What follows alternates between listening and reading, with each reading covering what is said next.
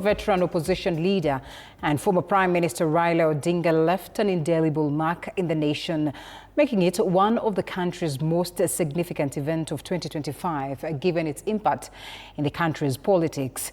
An InfoTrack's opinion poll shows Odinga's death is the most mentioned among Kenyans in the year 2025, even as his shadow looms large in President William Ruto's succession.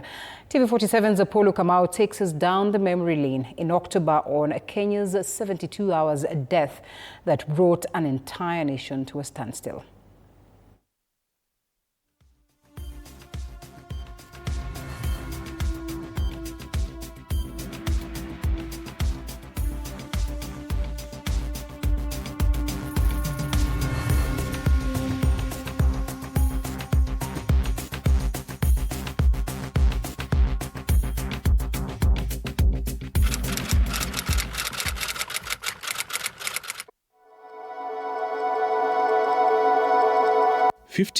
October 2025. A dark cloud hangs over the nation as Kenyans across the country mourn the death of veteran politician Raila Odinga, a man who lived in the Kenyan political space for more than 40 years.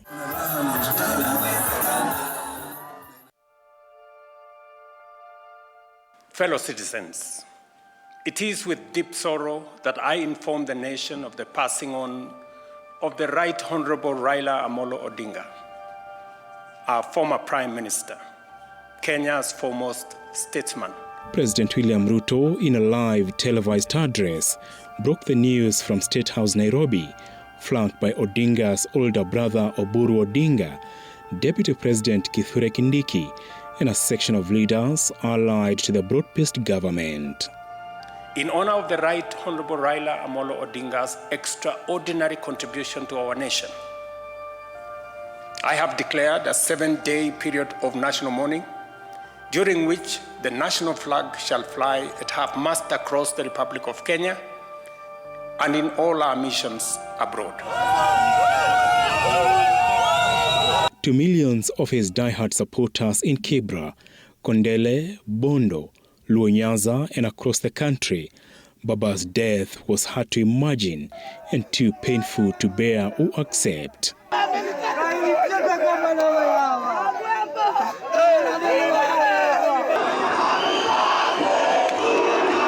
A man hailed as an icon of democracy and a defender of the poor, Odinga endured years of detention without trial under former President Daniel Arap Moi's regime.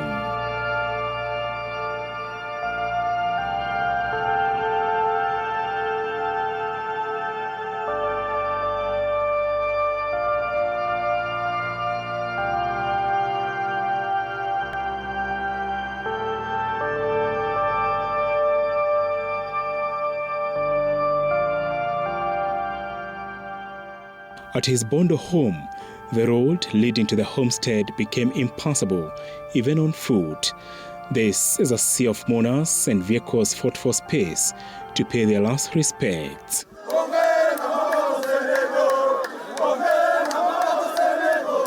Cows were brought in large numbers as a traditional condolence gift known in Tholuo as Teroburu. Odinga's death occurred thousands of kilometers away from his Kenyan homeland, India, and this was no ordinary passing. Coming just months after joining the broad-based government, the full machinery of the state swung into action.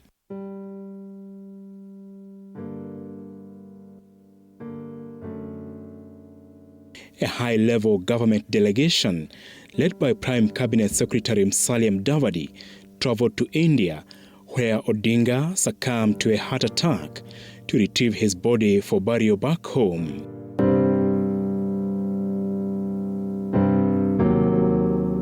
His casket, draped in the Kenyan flag, his iconic heart resting atop, was received in solemn silence ahead of the long journey home. By then, the Kenyan flag was already flying at half-mast across the country and in Kenyan embassies abroad. The National Funeral Committee, co-chaired by Deputy President Kithure Kindiki and Oburu Odinga, coordinated plans and continuously briefed the nation on state funeral arrangements.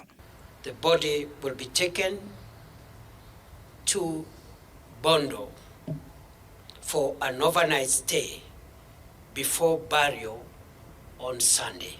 Let us mourn in peace. Let us escort our brother in peace, and let his soul also lie in peace. In life and in death, Odinga proved he was a man of the people.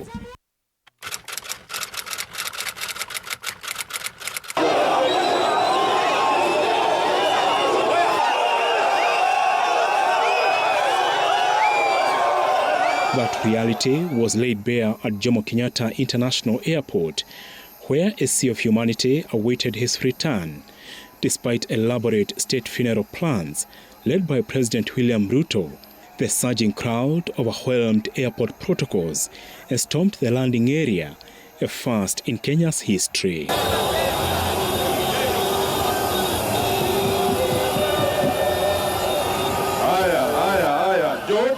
Wana ODM, tafadhalini.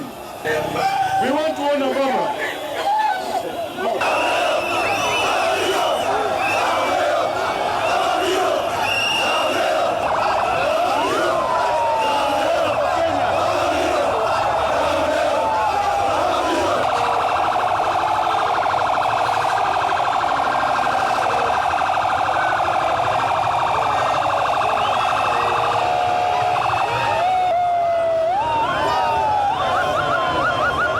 Government plans to transport the body to Lee Funeral Home collapsed.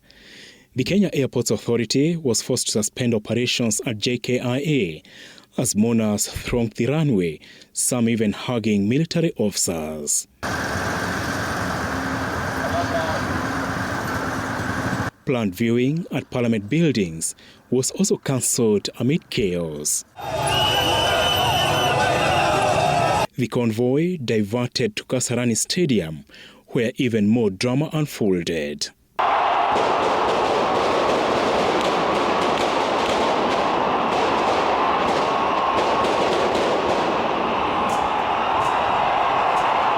Police fired to disperse crowds.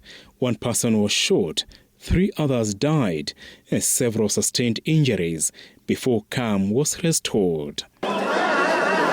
Public viewing finally began at 5 p.m. under heavy security. A day after the Kasarani chaos, the nation was once again united in grief at Nyayo Stadium. President William Ruto led thousands of mourners at a historic state funeral attended by former President Uhuru Kenyatta, presidents of Somalia and Ethiopia, former Tanzanian President Jakaya Kikwete, vice presidents, prime ministers, and regional dignitaries. Odinga received a state funeral with full military honors, a tribute previously accorded only to former presidents Jomo Kenyatta, Daniel Moi, and Mwai Kibaki at the same venue. You've seen how many times he has tried in the elections, but that forgiveness is paramount. So please don't carry grudges from one generation to another. The biggest part of me died on the 15th of October 2025. But the spirit of the lion rose on forever. Kwa Wakenya tunawashukuru kwa kutupatia Raila atumikie nchi na kwa kumuunga mkono ndio awe na nguvu ya kututumikia sisi wote. The gentleman we are bidding farewell today gave more to this country than most will ever.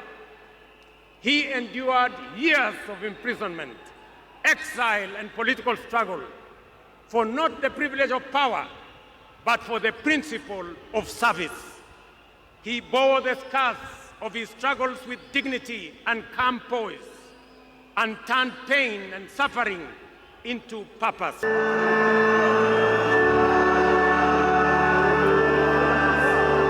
The emotional send-off, however, came at a cost. 2 mourners died in a stampede during the body viewing. Since October 15th, Kisumu City, especially the popular Skondere area, was transformed into a mourning zone.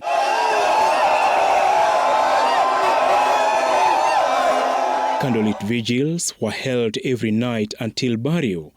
Giant screens were erected across the city as residents followed Odinga's final journey. Kisumu Dala became a city of grief, from streets to clubs where songs were dedicated in his honor. Minutes before arrival, authorities made a last-minute decision. The body would be airlifted directly to the stadium, avoiding a repeat of the JKIA and Kasarani chaos. The decision angered many Kisumu residents, some of whom had stayed awake all night, hoping to escort Baba by road. At 7:20 a.m., Odinga's body arrived at Kisumu International Airport, receiving his final water military salute. The aircraft, codenamed Enigma 001, was received by the military and the body flown to Jomo Kenyatta Mamboleo Stadium. Inside the 30,000-seater stadium, raw emotion erupted as mourners wailed, collapsed, and others remained locked outside. Authorities once again opted to airlift the body, this time to Bondo.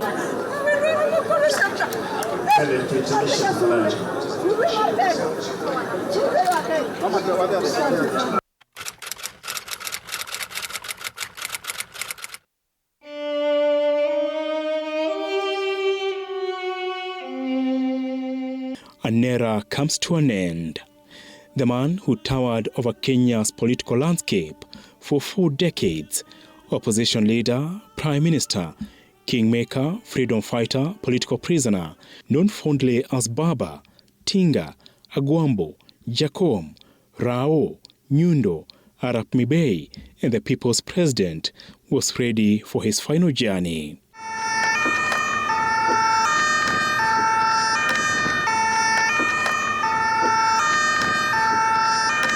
Once again, the military took charge as a convoy left Opoda Farm for Jaramogi Oginga Odinga University, where the Anglican Church of Kenya ACK conducted the burial service.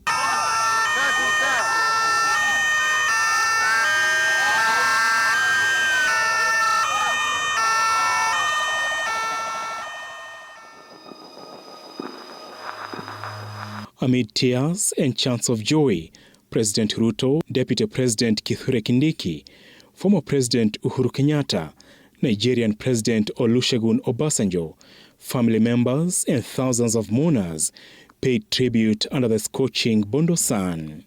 Many commentators in the newspapers and in the media say this is a very big blow for William Ruto. Yes, it is. It is a very big blow.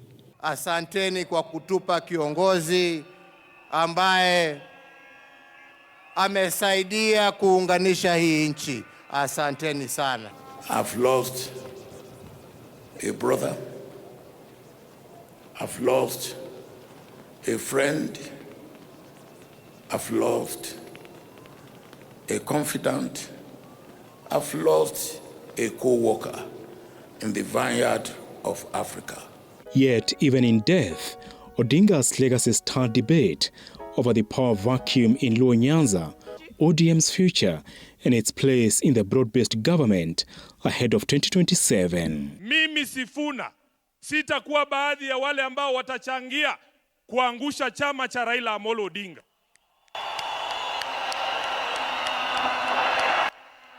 Baba, because ODM is one of your biggest legacies, Your Excellency Baba. I, as Sifuna, will do everything in my power to keep this party united and together. As the service ended, residents lined the road to Kamuka Jaramogi, paying final respects.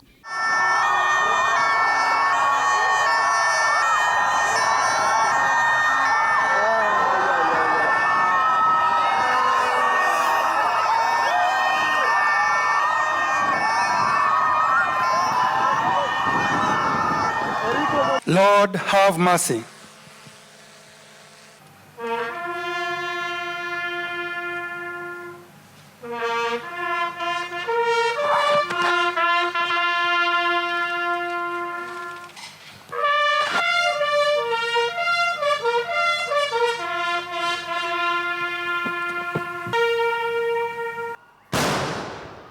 Inside the burial grounds, where his father, Jaramogi Oginga Odinga, rests, a 17-gun salute and military flypast thundered through the once quiet village.